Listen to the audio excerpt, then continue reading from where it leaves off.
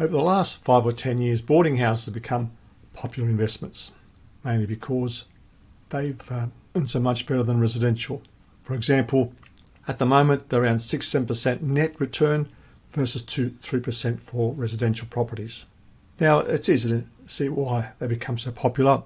They basically cater for a smaller household of 1 or 2 people. The maximum size per room is for 2 people.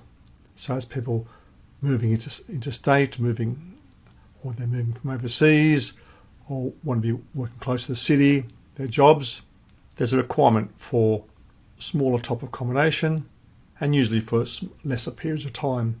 Now, generally, most boarding houses are 3 months, 3-month leases.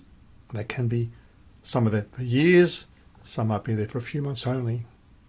Other difference is that boarding houses are 6 to 8 rooms plus, whereas a house is 1. And the rooms there are it's like a block of units, except it's on one title, and usually not separate titles. There are tax advantages, such as land tax exemptions, because it's regarded as a low-cost accommodation situation. The government tries to encourage them.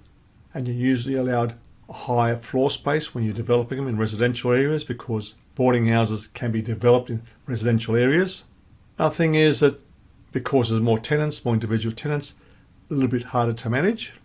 So you've got 6 or 8 or 10 or 12 tenants instead of 1 in a residential property. Larger ones do require on-site manager. That's another requirement. It's easy to deal with non-payers as compared to residential, because you're covered usually under a license agreement situation, as compared to the Tenancy Act or the tenancy agreements, which are pretty strict in most states and countries around the world. So if you have a misbehaving or non-paying tenant, they're easy to remove if they don't pay under the boarding house situation, rather than residential situation you would have taken through the tribunal, courts, etc. And finally, boarding houses can be developed in residential areas. So you've still got the capital gain situation, which is the big advantage of residential over commercial. But you get the commercial rates.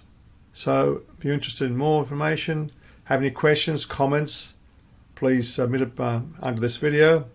Happy to help you. This is Tastzidis from CST Properties.